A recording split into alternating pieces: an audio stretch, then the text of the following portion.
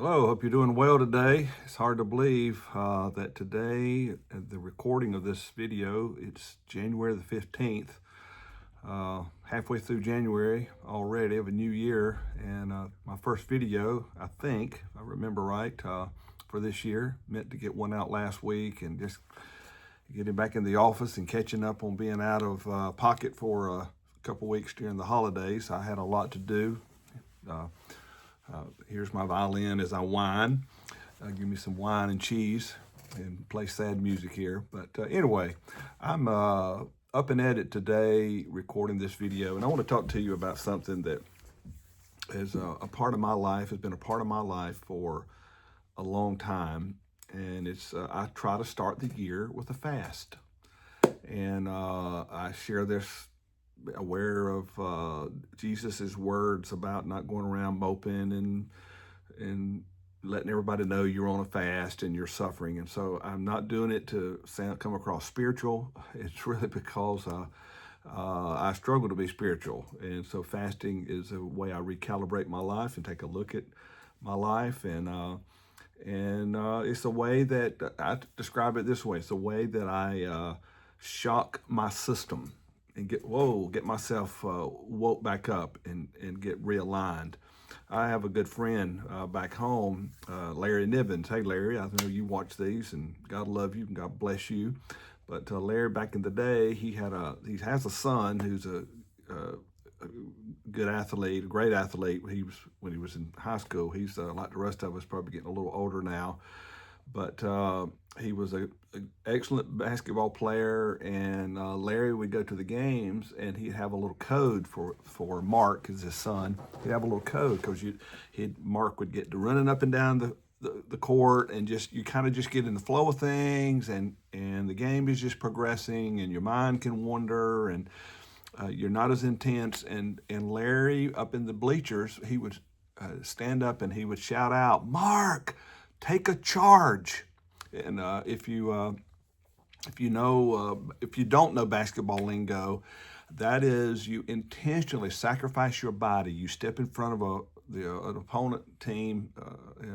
One of their players, as he is charged into the basket to make a shot or to make a layup, you try to get in front of him and plant your feet and take a defensive position, and that guy runs into you and he fouls you. It's an offensive foul. You take one for the team. It can be painful. The guy's going full barrel. But Larry would tell Mark to take a charge. That was his code. Get hit, shock the system, get woke up, get back in the game, get your mind back in the game. And so we all have to struggle with that. Like I just started this video, here it is. We're starting our third week of the year. It's January the 15th. Just like that, a week goes by, a month goes by, a year goes by, a life goes by.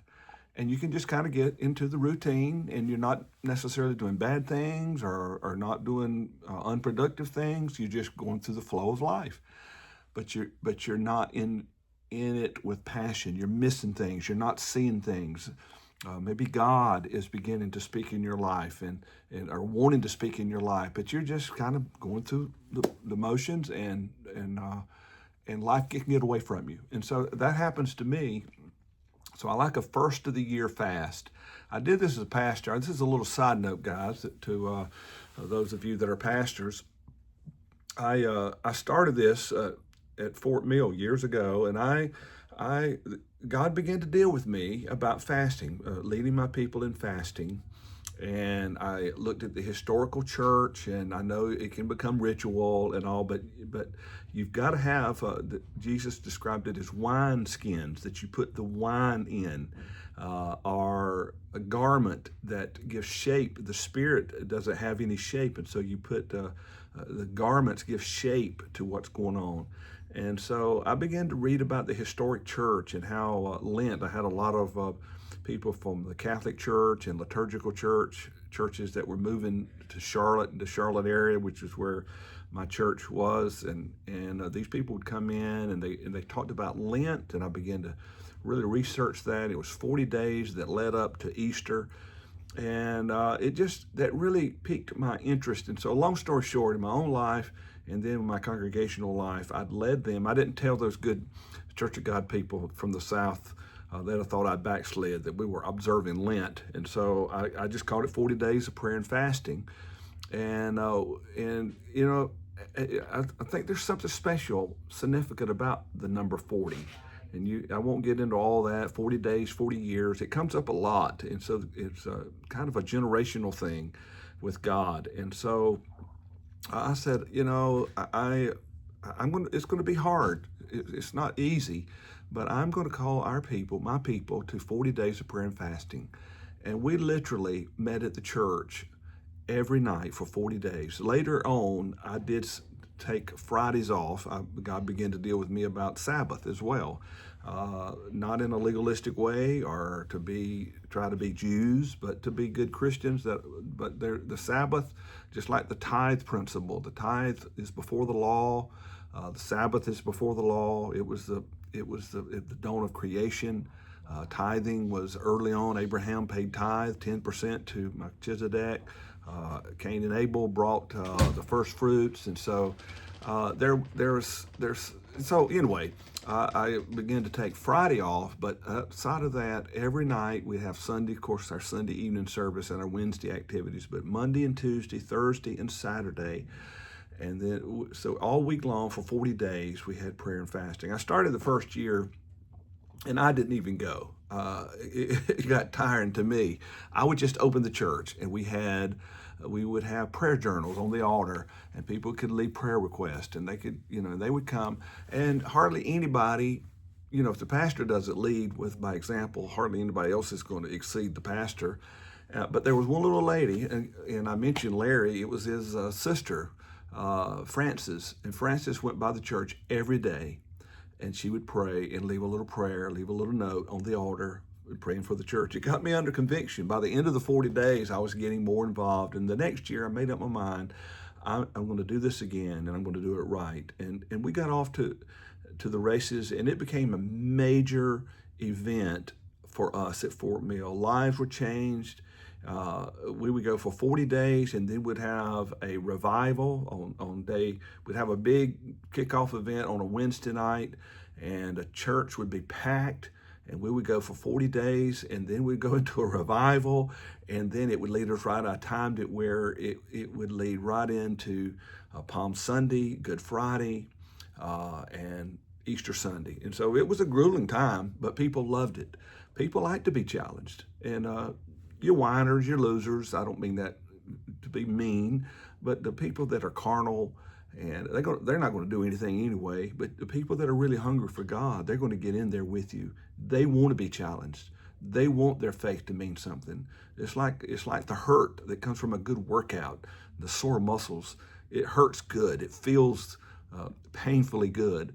And so it was a great season for us. And so when I left the pastorate and to go into state work, I missed it. And so I do it myself. I do it on a personal basis. I'm doing it now. I'm working through my 40 days of prayer and fasting.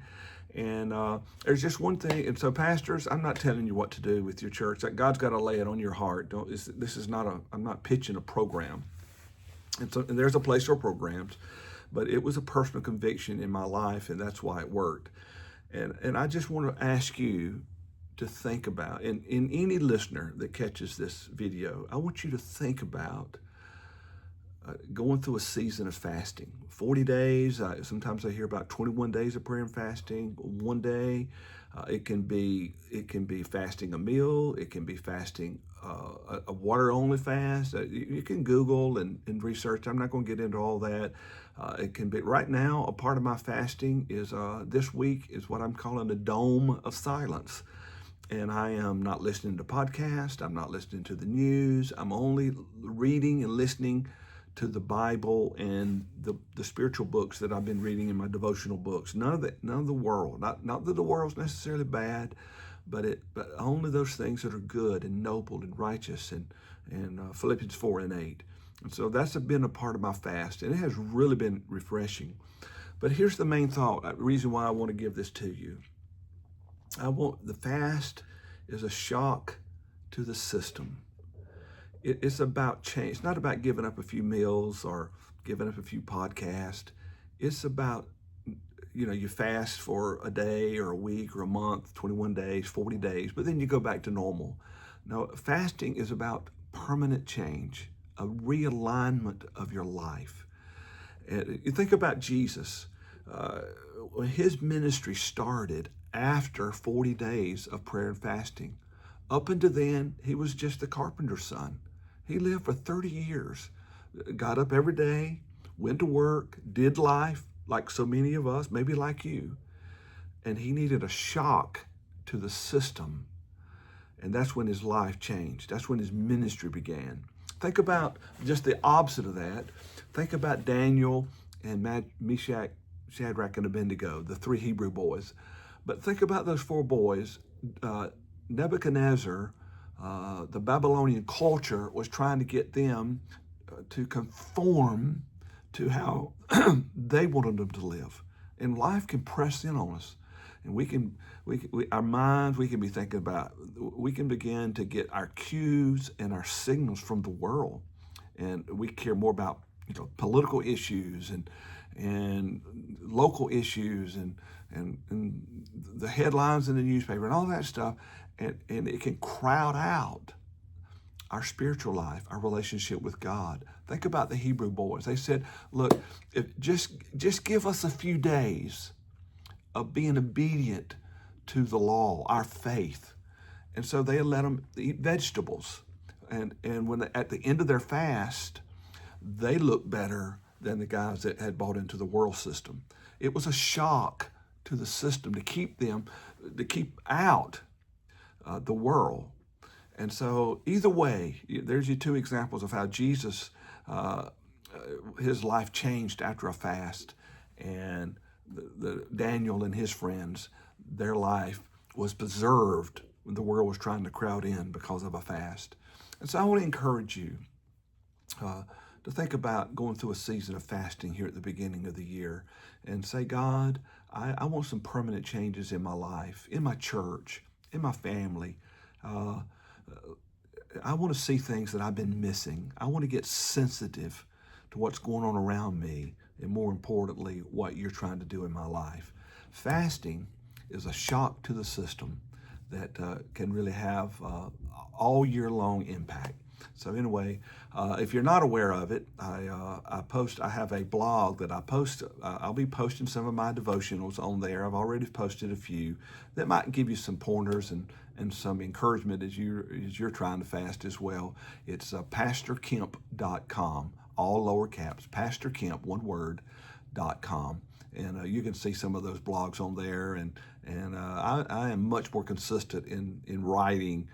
They're usually about 500 words or less. So busy people can maybe get a little nugget. The one thing is what I call it. And one thing each day that there's been years of them. So you can kind of poke around in the archives and maybe find out, get a few things from time to time that encourage you. But anyway, God bless you. I hope you have a great day, and I'm going to try to do better and get another video out a little quicker than I did this last one. To all my Michigan brothers and sisters, church family, the ministerial corps, and the good church members, thank you for your faithfulness. Looking forward to a great year.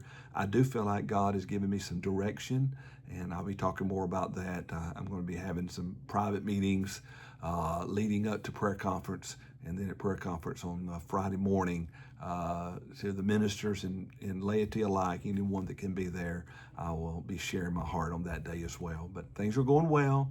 I'm optimistic and I'm hopeful for the future, and I believe the best. And it's not a cliche. I truly believe the best is yet to come. So God bless. Let's go out there and go get them. All right. Take care.